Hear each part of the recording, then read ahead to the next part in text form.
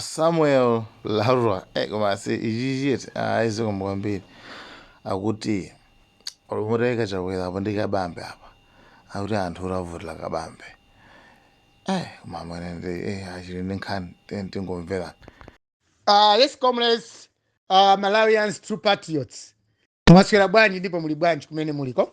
No, comrades, for the first time ndiyena kuthokoza kwambiri chipani cha ITM dzulo dzana timadandaula kuti ayi chipani sakupanga kwambiri, koma I'm happy kuti metikona zithunzi komanso timene ndayenderanso nanenso kuno kumpoto kunzimba kumene kupanga same exercise ngati imene kupangidwa kuchikwawa kunsanje kulilongwe mangochi ndi madera ena. Ndasangala kwambiri kuona kuti ITM lire mwabwera pa ground kuno kunzimba ndithu kwazadza anthu ali pa ground running up and down ameka kuthamanga komanso chipani cha ITM for the first time lero lichadya 1 munzimba. Lero ndaona ITM. I went to Embangweni, I went to Dingeni, I went as far as kwa Chinduku ku Lwara. At least ka ITM mukangati mwazuka, which is very good. Ife tinanena kale ntchito yathu ndi campaign yanga ineyo is only for the leader. In campaign yanga njamsogole wanu Deso Kabambe. That's the one I'm campaigning for. Ineyo zinazi kuma MP kuma councillor inde tikuza kumathandizira koma chionesa ndimene yeye akufunira councillor yo kapena MP kuti tigwire nayo ntchito. Kwa panope fe tungoona za Deso Kabambe ye mwatenga malo a SKC ngati msogole wa chipani cha UTM. So comrades, Malawians, this is really encouraging for UTM members lero likuona kuti mwachangamuka. Ndalama si nkhani yayi. Mulungu akakupasa chinthu, Mulungu akatafuna kupasa chinthu chako sumaona ndalama hayi, umangoona kuti chabwino chimene kupanga nchana. Komanso ukapanga chabwino anthu kumaona kuti munthu akupanga chinthu chabwino, ndalama sungazikonde etu yayi. Ndalama inde zofunika kwata pamene tafika kumalawi panopa tisaone ndalama, tione kusogolo kuti tisintha bwanji dziko lathuli, tingapange bwanji kuti msogolo lathu awine chisankho, angapange fundo zanji zena ziuza anthu. Ndiye panopa comrades, Malawians, I'm happy that chipani cha UTM chazuka. Siname ndaona chipani kuzuka ngamene chazukira panopa. Kale chipani cha UTM chinali chofoka. Kwa panopa ndi convention yango panga panopa. Second convention chiyambire chipani chimene chichi. Convention yachiwiri is it has been more advanced and yasegula kwambiri maso anthu ambiri. Ndingoyamika Mulungu komanso amene anakoza convention manager kuti ipangike kosirizira zipani zina zitapangika kale kuma convention awo. UTM zezi upanga panopa ndi zinthu zopamwamba kwambiri. And Kabambe, I know wherever he is, suti kapena aonda angokhala mtima pe amalawi ambiri akabambe akukondani kumene muliko. Everyone wants you, and there's no way wina ena alipo inde osokoneza amene akumsokoneza Chakwerayi kapena kusokonezaso kuzipani kwinako aliko, koma for Kabambe he's got the people's vote. Even takavota lero Kabambe akuza ukawina. You know why Kabambe is going to win? Ndinene chonchi tingotenga Chakwera wawa tenta ikapo aliyense kuno kumalawi akuziwa kuti Chakwera ndokanika. Chakwera is Mr. No It All. Chakwera ndigonda nkhutu samamva. Aliyense akuziwa kuno kumalawi kuti Chakwera ndokanika. As a state president, he does not have the qualities of being a state president. Chakwera is too arrogant. Too arrogant. Ineni mapanga so kuti is too irritative, arrogant. Chakwera. He has made everyone in civil service to be brainwashed. And also my professionals ku Capitol Hill asanduka ngati zisiru because of this president ya Chakwera. So Malawians, comrades, we have to be serious when we talk about Chakwera. Osa masekerera nso hai. Chakwera waunonga ziko ili. Osa namizana hai. This president has spoiled Malawi. And kumene aliko kaya ku Dubai aliko kaya kuti this man ayena kuziwa yense ku Malawi kuno munthu amene wale kusazi waunonga ziko la Malawi ndi Chakwera. Basi ndanzake opusa MCP alipo akumsatira munthu wanji zinthu zikuvuta osapanga cabinet chishafu. And Chakwera wakhala kupanga attend my graduation ceremonies mama university umumu Livingstonia Chancellor College. You can mention all the universities in Malawi. Chakwera waona ana school awupanga graduate with degrees umakoza ni ma distinctions ma credit koma osapasa ntchito 4 years. Just imagine Malawians, what sort of a man is he? For 4 years kumapanga attend my graduation ceremony na president anu wa Chakwera tu amakanga sana ipite ku Chancellor College mutu mwawo kachuchitika ni chana. I don't understand this man. So Malawi panopa amene sakukwiya kuti sakupsa mtima kumana kuno amene chisiru chisiru chachabe muntu amene sakupsa mtima ndi Chakwera panopa okumana zoti Chakwera boma Chakwera 25 amene chisiru cha muntu.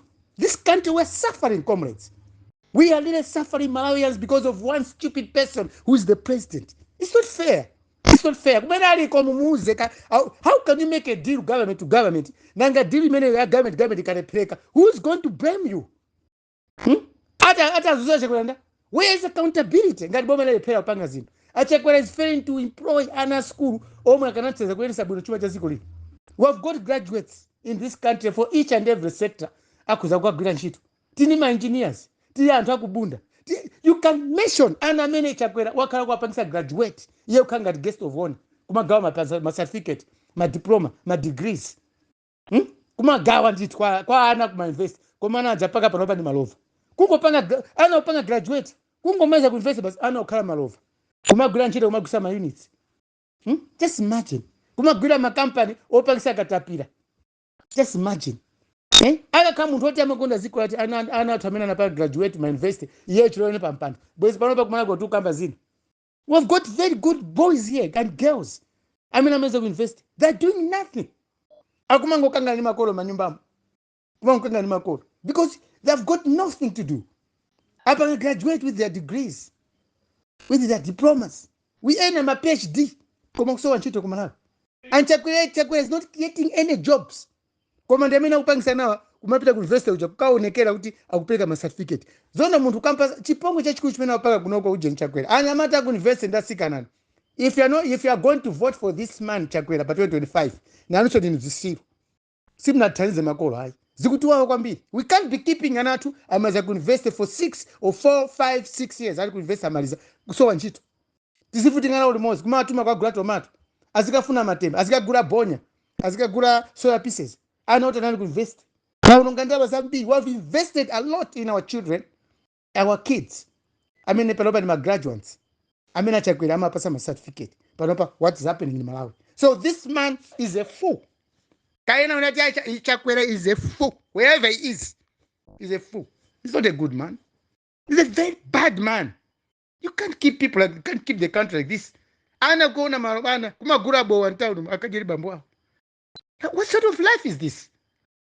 Zokumana kuropa wina kwa mati Chakwera kangoza ati wapitiza pa 2025 kuzaona zisango kumala kuzaya kamoto. This man has killed our nation wherever he is. Zona muntu auto ukapempa ndalama ati kokopempa kumpasa ndege kumpasa ndalama. What sort of kupempa is that? Chakwera wabwesa zinu za chilendo zomwe olokuti muntu wanzeru olopa na zero sanga verses. He has brought new things in Malawi politics. This is all dabwisa kwa basi.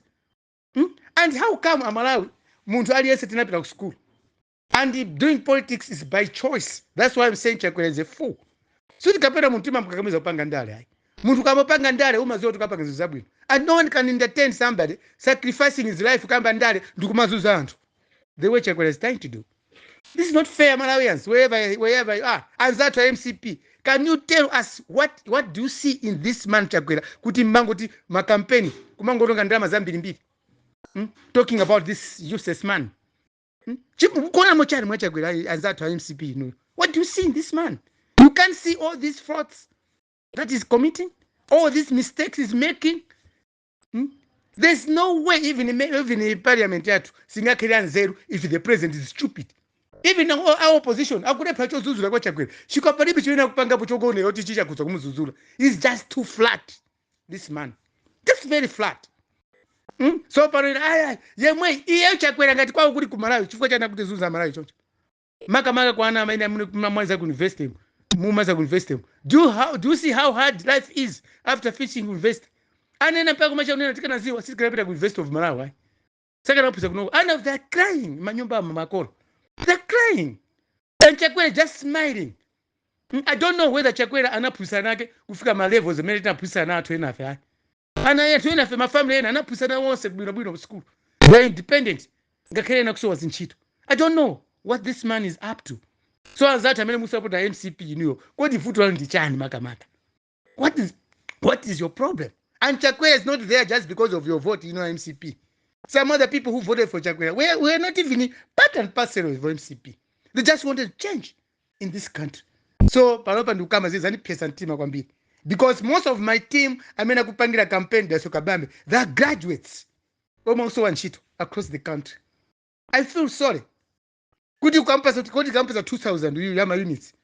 Damutandisa. People are producing certificates. Mr. Lwara, titani kupeza nchitu.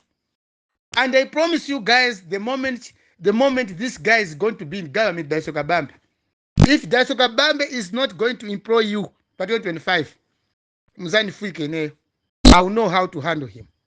Because this is quite, deplorable. I am at zone, I'm at. Then I go invest. You mean, and Chakwera didn't do the invest that you did. Maybe he went to the cheapest investor, and even the cost that he took to invest. Sana tenge mina mapuziro, amena utandizai. He did theology. Zizopanda pache ngati zozoko kamba zoti suma zona ndi maso. Zokuzaniza chipembeso. So comrades Malawians, I'm saying this, wina ngati aliko kunjako chisiri chiliko. Amene mkusapota MCP, ndinu zisiru kwa basi. Muntu wakono ngasiku mkungo msegrera. Even guard of honor, pa military, maramuno au sirikali. Mulibe president kumpasa guard of honor kampita kuziko lina. Kulibe. Achakwera bwezangu kwera ndege ngati muntu wamba kumapita kunjako. He's living his own country. Why a guard of honor? Asirikali akumanayo, muna ganza bwanji kodi. Maramuno wake mkena maramuno kanti ndwaji. Even the British army does not do that. Kumendi natengera maramuno watankondo. Even US government, Biden amango kakwera ndege, state, au kwera ndege kumapita. Air Force One, ndege odura ngatiyo. Kwa minoti ndege tobwereka, basi guard of honor. For what? What important is Chakwera going to do there? Guard of honor, ikakhala komweko wakupita ako, kapera president waziko ila, akamobwera kumana ndege baka guard of honor. What a waste!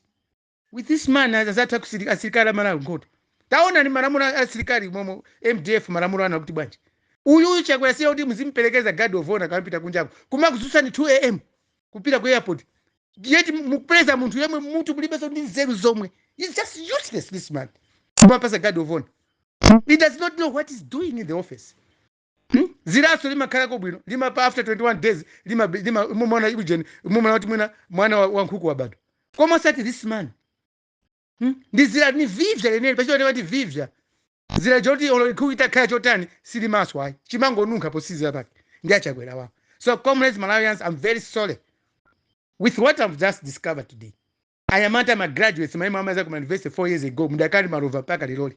And Chakwera still promises you, say things will be better. Mukone ye ukaramba, iliso mukaramba. Then she does not personality. This man must be voted out by 2025. Dipa yesa azuka kalipe. I'm saying this today. Tenti fere zikoratu. Tichose mbuli pa upresident. Tisaike mbuli pa upresident kumana kunoko. It's too much. We can't buy this. It's too much, Malawi. Ndeda makutia, tisamaka mezu zotika Chakwera. Uyu Chakwera ni muntu hola kwika. And I regret having campaigned for this man in 2020. This man is useless wherever he is. Chisiru cha muntu nditu Chakwera wantu huyu. Chisiru chenichen, chizete. This man is not good. So comrades, Malawians, let me tell you, Chimanduwa wakwambiri. Because the young people who are campaigning with me, my graduate, some of the people that have got even they're doing their PhDs. They said, "Lwara, let's join your campaign." How much am I going to offer them? But I'm happy with the heart and the spirits.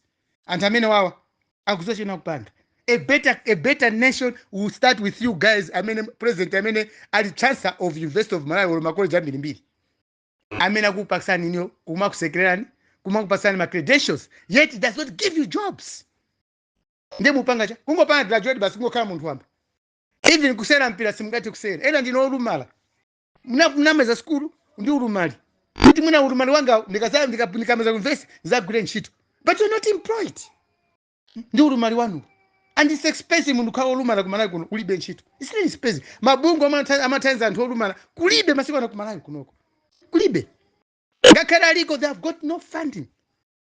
So, comrades, Malawians, apapa leo ndapshantima. This anama. Deep down from my heart, I'm not happy with Chakwera. Wherever he is, Chakwera is useless. Mumuuze chisiru cha mundu. You can't do like this, Malawians. Kamuzubando is so powerful. Aga kane nimiti kamuzubando aga kanga rashina Chakwera. Saga natana wa zungwai. Kamuzubando sama sekla chino chiti chose hai. Kamuzubanda being a chair was very strong. That's why Malawi is saying, hai mene yoyo, but hai anam satira. Mpaka kutenga ufuru. But this man, democracy is failing to make us free from captivity of ignorance and unemployment. tisagona yeyo. How can you make a deal? Deal government to government. In Islam, so can pay as a government to government. Comrades Malawians, I'm saying this.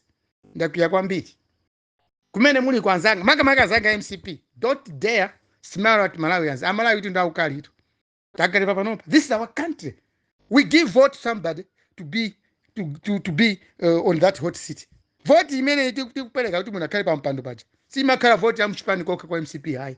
Some other people, even the blind, the deaf, the dumb, and who samva. Even amisara akundende amavotera msogolo wa ziko. Ndiye kusovotera muntu kumapanga za usiru and umakhabe in bondage while the caste they vote for you. Amalawi zopyesa mtima kwambiri. Let's not smile at this rubbish. Even Chakwera, please, I pray for him.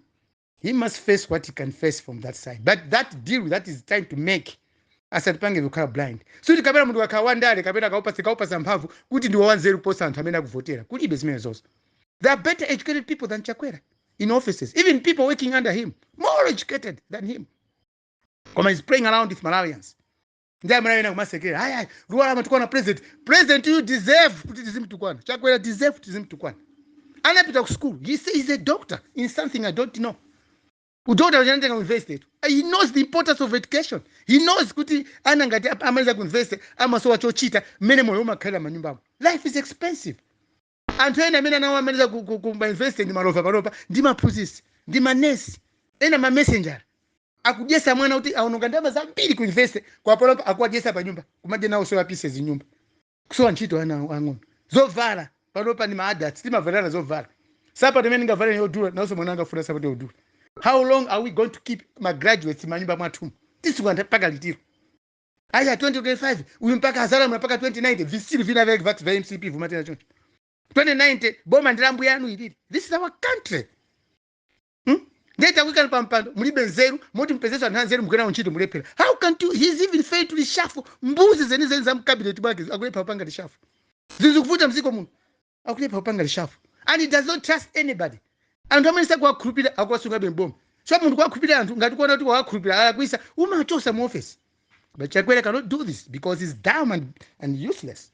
Comrades, I'm very angry, but I'm telling you, our campaign must not only me doing that. Let's join hands. Tichose umbuli mwa president amene. Kuchosa umbuli mwa Chakwera kumchosa hapo pampando tike kwa nzeru. Ndio tu umbuli wa Chakwera tata now. Comrades, good evening everyone. Koma aliyesa ambe kupcha ntima. Uyu watichedwe sa Chakwera for 4 years. Thank you and good night everyone. Like, share, Malawian cameras, right.